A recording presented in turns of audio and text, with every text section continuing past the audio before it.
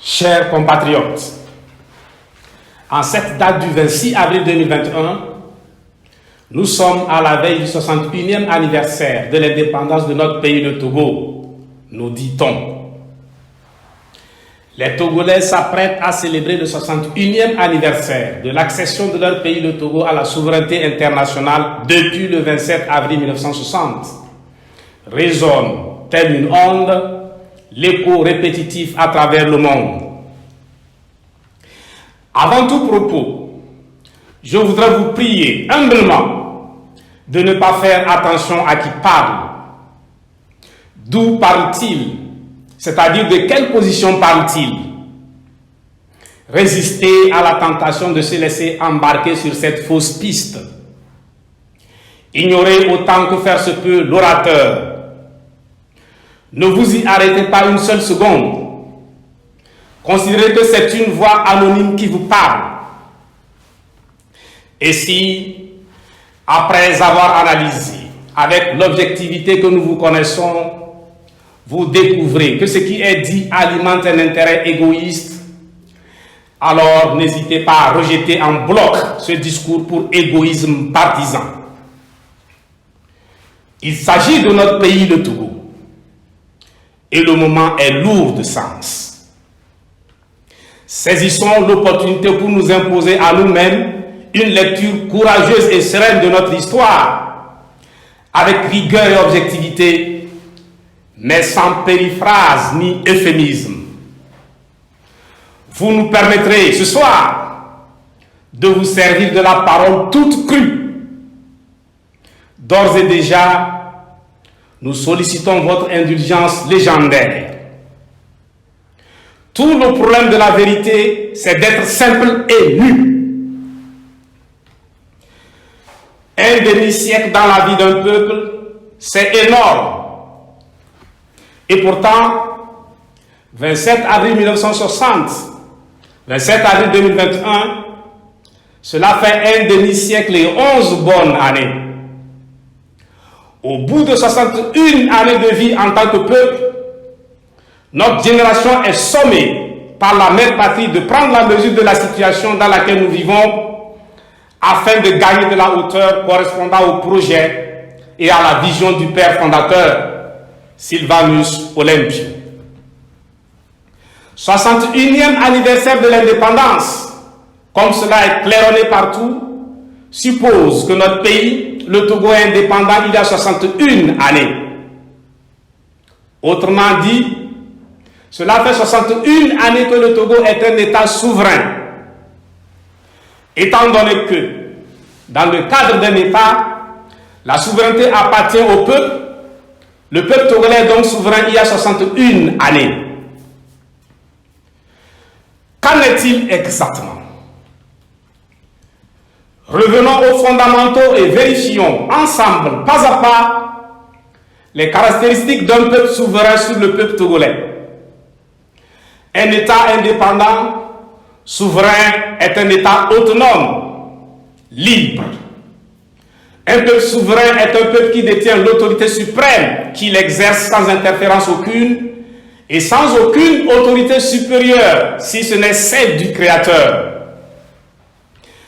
En premier lieu, un peuple souverain se dote en toute souveraineté de sa propre constitution, la loi fondamentale. Le peuple togolais a une constitution qu'il ne s'est pas donnée. Parole de Faure Gnassingbé, notre constitution est une loi personnelle qui fonde la monarchie de la famille Gnassingbé. Le Togo n'est pas une république. C'est Faure Gnassingbé lui-même qui l'a dit au peuple, publiquement et solennellement, par son aveu qui commence par « Mon père m'a dit ». En second lieu, un peuple souverain choisit librement ses gouvernants. Au Togo, à l'exception de Sylvanus Olympio, Nicolas Grunitzky n'a pas été élu par le peuple togolais. il a été appelé. Kléber Dadjo n'a pas été élu par le peuple togolais. Il a été appelé. Gnassingbé Eyadema n'a pas été élu par le peuple togolais. Il a assassiné le président Sylvanus Olympio. Gnassingbé Faure n'a pas été élu par le peuple togolais. Il a été imposé par la force des armes dans un bain de sang indescriptible. Donc, de 1963 à 2021, soit 58 ans durant, le peuple togolais souverain n'a pas élu un seul président de la République. De Nicolas Gniski à Faure Gnassingbé, c'est du viens t'asseoir et tiens fort. Pour un peuple, c'est extrêmement avilissant et humiliant. En troisième lieu, un peuple souverain désigne en toute liberté ses représentants à l'Assemblée nationale. Une assemblée de personnes nommées ne peut faire office d'une assemblée nationale. Le Parlement togolais, faute d'élection digne de ce nom, n'est pas une représentation du peuple togolais.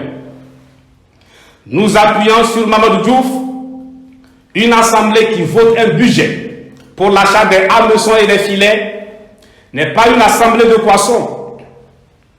Au Togo, ceux qui sont à l'assemblée représentent la minorité de Faure Gnassingbé dont ils défendent les intérêts afin de protéger leur salaire. En quatrième lieu, pour un peuple souverain, la justice est rendue devant Dieu et au nom du peuple. Au Togo, la justice est rendue devant Faure Gnassingbé et au nom de Faure Gnassingbé. La justice togolaise, si elle pourrait se faire habiller, non pas de toge pour dire le droit, mais de treillis pour traquer les opposants au régime et les manifestants pacifistes aux mains nues, elle le ferait sans hésiter.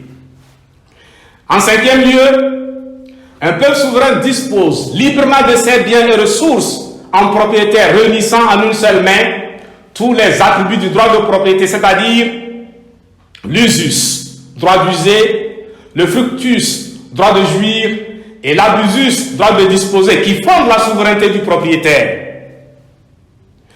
La plénitude du droit de propriété qui en résulte fait du peuple souverain un propriétaire absolu, gérant au mieux de ses intérêts. Au Togo, le propriétaire souverain détenant la propriété absolue sur les biens et ressources du pays n'est personne d'autre que Faure Gnassingbé, entouré de la minorité de courtisans. C'est lui-même qui l'a dit au peuple, publiquement et solennellement. À travers ses représentants légitimes, un peuple souverain, en tenant compte de ses intérêts, choisit librement ses co-contractants, ses partenaires. Au nom de la liberté contractuelle, il est libre de contracter ou non. Sujet autonome, il n'est engagé dans un contrat que sur la base de l'autonomie de la volonté. Ainsi, un peuple souverain n'est engagé que par sa volonté propre et animé de la maxime qui dit contrat, dit juste. Au Togo, le pouvoir illégal et illégitime brade nos ressources. Ceux qui engagent l'État togolais ne sont pas ses représentants légitimes. Où a-t-on jamais rencontré un État souverain sans aucune maîtrise des piliers de la souveraineté tels que la monnaie, l'armée et le droit? En effet, un État souverain bat sa propre monnaie. Un État souverain assure en toute liberté sa sécurité et organise sa défense dans l'espace terrestre, maritime et aérien. Il dispose de ses forces de défense et de sécurité. L'armée est républicaine. Un État souverain produit et enseigne le droit fondé sur un paradigme propre. Au Togo, la monnaie comme instrument de change et volant de l'économie n'est pas frappée par l'État togolais sur place. Nous avons un drapeau national, mais pas une monnaie nationale. Notre pays n'a pas la maîtrise de sa sécurité, encore moins celle de sa défense. Pire, l'armée togolaise est une armée personnelle, une armée offensive en alerte maximale et permanente contre le peuple togolais. Toute l'énergie des forces de défense et de sécurité est orientée vers la répression aveugle du peuple. Un peuple souverain ne peut s'auto-opprimer. Jamais. Nous assistons en ce moment au passage de l'ère de l'armée de Yadema à l'ère de l'armée de Fort. En effet, après ce qu'il appelle l'armée de mon père, le moment est venu pour Fort de se créer, de créer ce qu'il va désigner désormais par mon armée. Sur la base d'une mutation de l'armée de son père, Fort Gnassingbé est en train de reconstituer sa propre armée, une armée à son image, au service de son dessein de dictateur plus féroce que son père. C'est une évidence. La dictature est en train de faire sa mue. Ne nous fions pas à ce que nous entendons comme bruit venant des forces de défense et de sécurité. Tout ce que nous entendons représente les soubresauts sans aucun effet sur ce passage d'une ère à une autre dans laquelle sont embarqués nos militaires, nos militaires, nos gendarmes, nos policiers, tous otages d'une seule famille. Formée et dressée contre le peuple togolais, l'armée togolaise n'a rien d'une armée républicaine. Pas de république, pas d'armée républicaine. Peut-on nous citer un seul exemple d'État souverain où l'armée est aussi hostile au peuple? Il n'y en a pas. Lorsqu'il regarde notre pays devenu une mine d'or à ciel ouvert, assiégé et littéralement pillé par Fort et sa minorité avec des prédateurs étrangers, lorsqu'il voit la mission de nos sœurs et frères des forces de défense et de sécurité détournée uniquement pour la sécurité de cette mine d'or au point d'embastiller, torturer, blesser, tuer, le cœur du peuple togolais saigne abondamment. Quant au droit, celui-ci relève d'un paradigme tiré d'une vision opposée à la vision africaine de l'univers. Une constitution personnelle, des présidents non élus, des députés nommés, des lois personnelles et uniques, une justice inféodée au régime dictatorial, une monnaie étrangère, une armée non républicaine retournée contre le peuple, un droit au paradigme étranger. Le Togo, notre pays, n'est pas un État souverain. Le peuple togolais n'est pas un peuple souverain. Le Togo n'est pas un pays indépendant. L'interpellation de Koumandoume III ne nous est-elle pas parvenue? 50 ans déjà. Quand cessera enfin votre indépendance là? Posons les repères.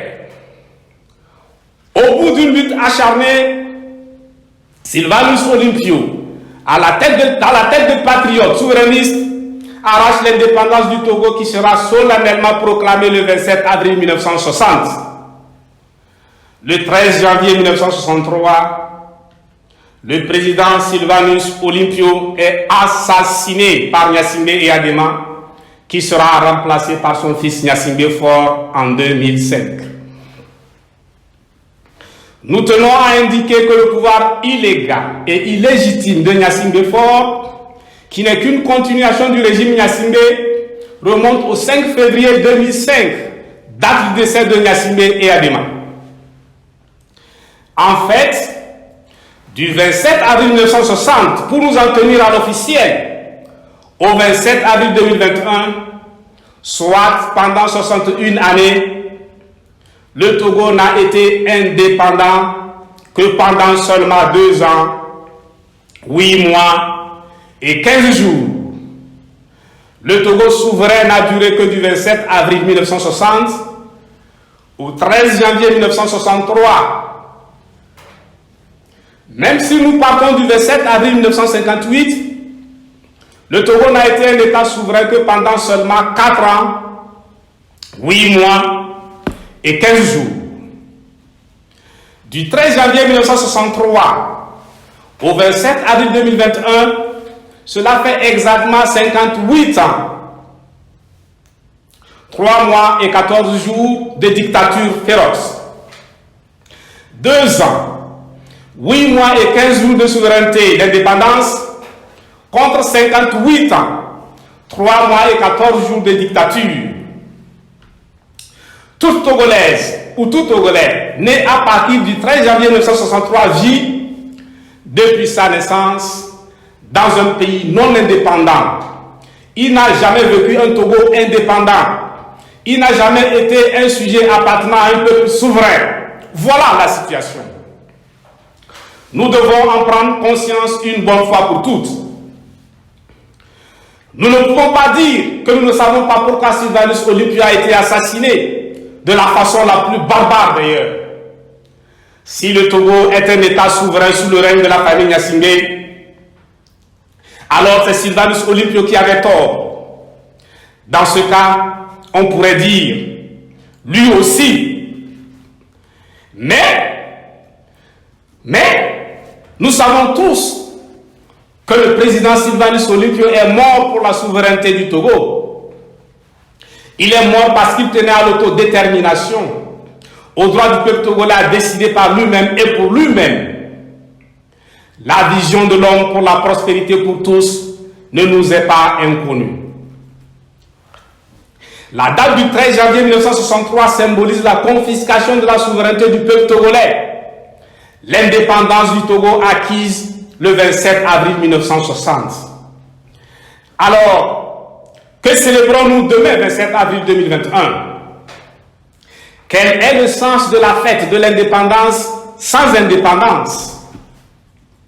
Certes, la langue française n'est pas notre langue maternelle, mais est-elle aussi capricieuse au point de nous jouer des tours qui nous font prendre la servitude pour la liberté, la dépendance pour l'indépendance? Une personne fête son anniversaire du moment où elle est en vie, c'est-à-dire quand elle a la vie.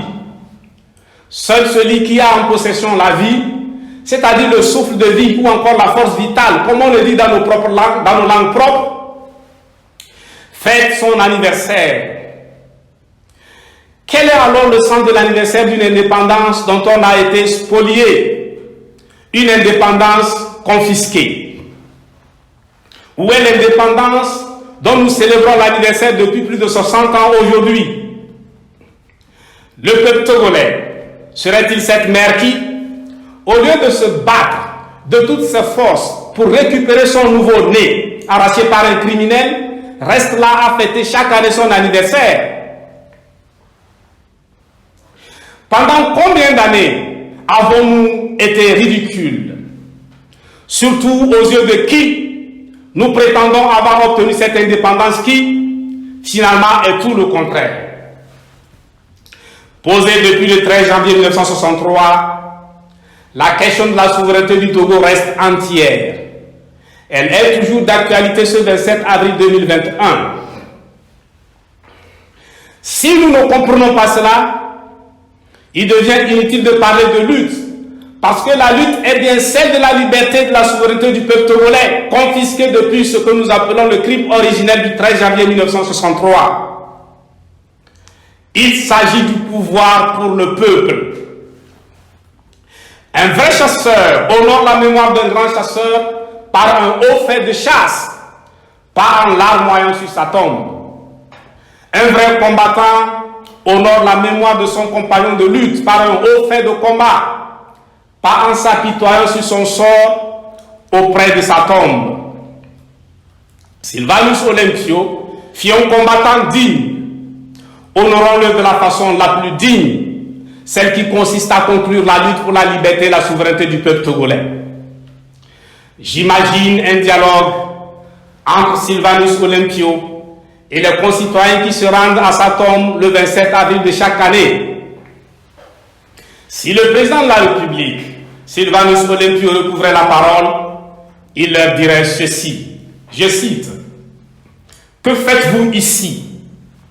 Au lieu de venir jusqu'ici raviver la douleur intense qui est la mienne, allez vous battre.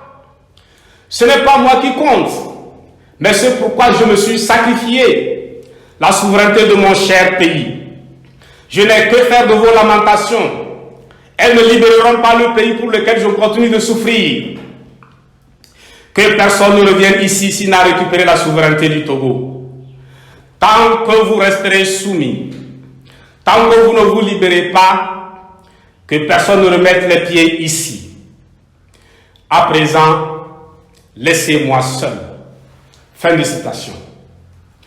Pour notre génération, il n'y a qu'un moyen et un seul d'honorer nos nombreux martyrs, connus et anonymes, tombés sous le régime Gnassingbé. C'est de nous battre pour récupérer la souveraineté du peuple martyr. C'est une évidence. Le 27 avril sous Gnassingbé fort, c'est du 13 janvier sous Gnassingbé et Adema, tous les deux pilotes souverains successifs du même système, un régime dictatorial sanguinaire. Tels les astronomes Dogon, scrutons bien le ciel togolais. Rien n'a changé depuis le 13 janvier 1963. Ne voyons-nous pas? Au contraire, ce que l'on constate, c'est la descente vertigineuse aux abîmes. Si ce n'est pas de l'enfer, cela y ressemble. Ah, si seulement le temps avait suspendu son vol, s'il était resté figé une seconde avant le crime originel. Alors, très franchement, que célébrons-nous? Que fêtons-nous demain, 27 avril 2021? Si après analyse froide et objective, vous trouvez nos paroles consistantes, si vous découvrez par vous-même qu'elles vont dans le sens de l'intérêt général, celui du peuple togolais, alors en tant que peuple, engageons-nous résolument sur cette trajectoire, dans cette voie qui apparaît pour nous comme étant la voie du salut pour chacun et pour tous. De notre point de vue, il n'y a pas de phare ou d'homme de salut, mais de voie de salut. Suivons alors la voie et non la femme ou l'homme. Au bout de l'analyse, la voie de la lutte pour la liberté et la souveraineté débouchant sur une transition sans forme Gnassingbé, chargée de toutes les réformes nécessaires avant toute élection, s'impose dans l'absolu. Cette voie de salut correspond parfaitement à la voie qu'indiquerait le père de l'indépendance confisquée, le père de la nation, Sylvanus Olympio Car. Si celui-ci était en vie, interrogé, il nous dirait: liberté, souveraineté d'abord et avant tout, démocratie et développement ensuite. Voilà ce que nous dirait le président de la République, Sylvanus Olympio. Qui suis-je pour dire le contraire? Nous ne demanderons jamais au peuple togolais de s'en dérober. Jamais. Libérer le Togo constitue, à n'en pas douter, un pas de géant dans le processus en cours de libération de la mer Afrique. Sur ce, j'invite chacun de nous, femmes ou hommes, à aller se coucher ce soir avec la conviction, la conscience claire que notre pays, le Togo, n'est pas un État indépendant, que le peuple togolais n'est pas un peuple souverain. Il ne peut donc produire la vie, la sécurité, la prospérité, le bonheur. Le fait que malgré nos richesses, nous végétons s'explique parfaitement. Si le Togo était un État indépendant, si le peuple togolais était un peuple souverain, il y a longtemps, très longtemps, que nous aurions été un pays démocratique, prospère. De père en fils, arme au poing, illégal et illégitime, le régime Gnassingbé qui dure de 1963 à 2021 est la preuve irréfutable que le Togo n'est pas indépendant, que le peuple togolais n'est pas un peuple souverain, que le Togolais n'est pas du tout libre. Ceci doit être très clair pour chacun de nous. Un peuple souverain, constitué de femmes et d'hommes libres, sous une dictature pendant 58 ans, dans un État indépendant. Difficile à expliquer. La dictature n'est pas le choix du peuple togolais. Il est temps pour notre génération de mettre fin à cette indépendance-là, afin d'imposer la souveraineté du peuple, l'indépendance du Togo. Si nous considérons la conférence dite de paix de Paris, du 18 janvier 1919, la perspective devient encore plus intéressante et hautement instructive. À cet effet, du 18 janvier 1919 à ce jour, 26 avril 2021, soit 102 ans, 3 mois et 8 jours d'existence, le Togo n'a été indépendant, souverain que pendant seulement 2 ans, 8 mois et 15 jours. Ceci doit être très clair dans les esprits et nous devons en prendre conscience une bonne fois pour toutes. Arrêtons de nous mentir à nous-mêmes. Que chacun de nous, femmes ou hommes, se réveille de bonne heure demain matin, 27 avril 2021, sur un pied ferme de reconquête pacifique de la liberté et de la souveraineté. Voilà ce que nous vous demandons en toute humilité, au nom de tous nos martyrs connus ou anonymes, morts ou croupissant toujours dans les geôles de la dictature cinquantenaire. Évitons de banaliser le sacrifice de nos héros. Arrêtons tout débat en dehors du seul combat qui vaille la peine d'être mené, celui de la liberté et la souveraineté. Liberté, souveraineté, tel est le mot d'ordre. Se coucher ce soir 26 avril 2021, convaincu que notre pays, le Togo, n'est pas indépendant. Se réveiller demain matin 27 avril 2021, décidé à dégager la dictature plus que cinquantenaire de la terre de nos ancêtres. Couché, convaincu, réveillé, décidé pour le Togo. Voilà notre mot à la veille de cette célébration absurde de l'indépendance dépendante appelée Fête nationale de la République togolaise. Dieu bénisse le Togo en pleine lutte de reconquête de la liberté et la souveraineté. Je vous remercie.